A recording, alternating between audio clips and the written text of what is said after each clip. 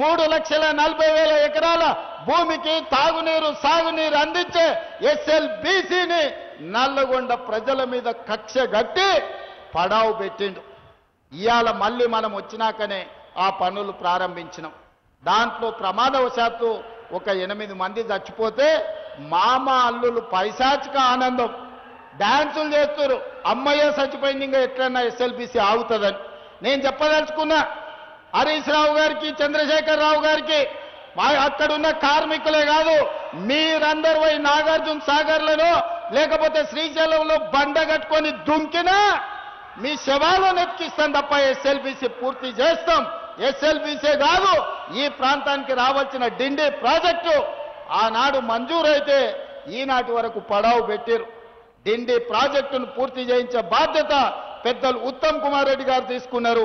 మీ ప్రాంతానికి ఎస్ఎల్బీసీ డిండి ప్రాజెక్టులను ఈ హయాంలోనే పూర్తి చేసి మళ్ళీసారి 1,00,000 మెజార్టీతోని దేవరకొండలో కాంగ్రెస్ పార్టీని గెలిపించేటట్టు మీ అభివృద్ధి పనులు చేస్తాం. ఇవాళ పెళ్లిపాక కావచ్చు, చాలా రిజర్వాయర్లు మా పెద్దలు ఉత్తమ్ కుమార్ రెడ్డి గారు లిస్ట్ ఇచ్చారు. మళ్ళా వాటన్నిటిని చెప్తా. సాగునీటి ప్రాజెక్టు మంత్రే మీ నల్లగొండ బిడ్డ, దేవరకొండ మనవడు. ఉత్తమ్ కుమార్ రెడ్డి అమ్మమ్మ గారు ఊరే దేవరకొండ. ఇక మీ మనవడే మంత్రిగా ఉన్నప్పుడు మీ పైసలకేం కొదువయ్యా? మీ పైసలు, మీ బిల్లులు నీళ్లు వారినట్టు నిధులు వారిచ్చి దేవరకొండ ప్రాంతాన్ని అభివృద్ధి చేయించే బాధ్యత మేమందరం తీసుకుంటాం. పెద్దలు సుఖేందర్ రెడ్డి గారు ఈ ప్రాంతం వాడు, ఈడు ఒకప్పుడు జడ్పీటీసీగా పనిచేసిండు. జయపాల్ రెడ్డి గారికి బంధువు నాతో పాటు. జయపాల్ రెడ్డి గారు ఇక్కడ చదువుకొని దేవరకొండ గవర్నమెంట్ బడి నుంచి ఉత్తమ పార్లమెంటేరియన్ ఢిల్లీ వరకు ఎదిగి మీ పేరు ప్రఖ్యాతులు తెలంగాణ ప్రాంతానికి గొప్ప చరిత్ర సృష్టించండు. మరి ఆయన గౌరవార్థంగా ఆయన చదువుకున్న స్కూల్, పాఠశాల, కళాశాల వరకు ఎన్ని నిధులు కావాలనో బాలు నాయక్ 5 కోట్లు అన్నాడు. 5 కాదు 6 కోట్ల రూపాయలు ఇస్తా జయపాల్ రెడ్డి గారు చదువు చెప్పిన దేవరకొండకు చదువుకోవడానికి అవసరమైన నిధులు ఇచ్చే బాధ్యత నాది, సుఖేందర్ రెడ్డి గారితో నేను ఈ సందర్భంగా తెలియజేస్తున్నా. అదేవిధంగా వెంకటేశ్వర స్వామి దేవాలయం గురించి ఆ గతంలో కొన్ని ఇచ్చినాం.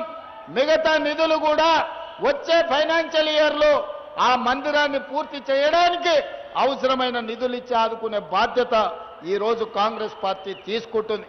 అదేవిధంగా దేవరకొండలో ఆసుపత్రుల గురించి, ఇక్కడ చదువుల గురించి బాలు నాయక్ చెప్పిండు. తప్పకుండా దేవరకొండకు ఒక నర్సింగ్ కాలేజ్ ఇచ్చి ఈ ప్రాంతంలో ఉండే గిరిజన ఆడబిడ్డలు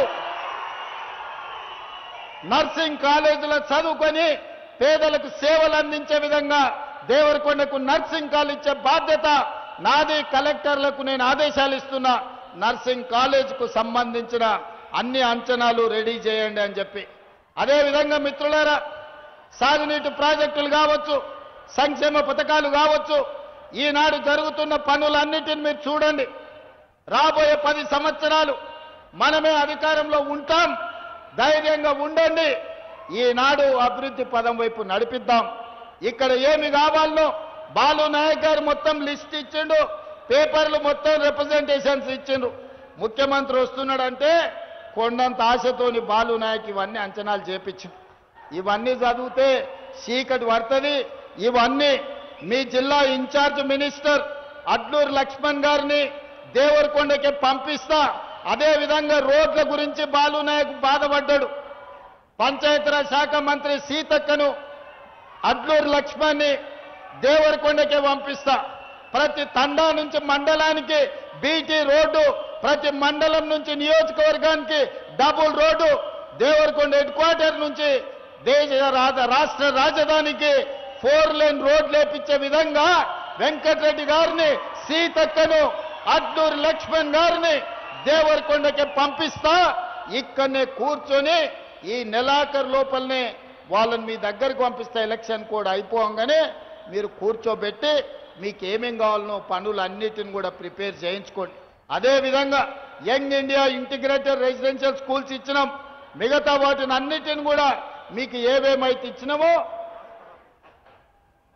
బాలు నాయక్ హాస్పిటల్ అంటుండే దాని సంగతి కూడా ఏందో మంత్రులకు చెప్తా చూడమని చెప్పి ఇవన్నీ కార్యక్రమాలు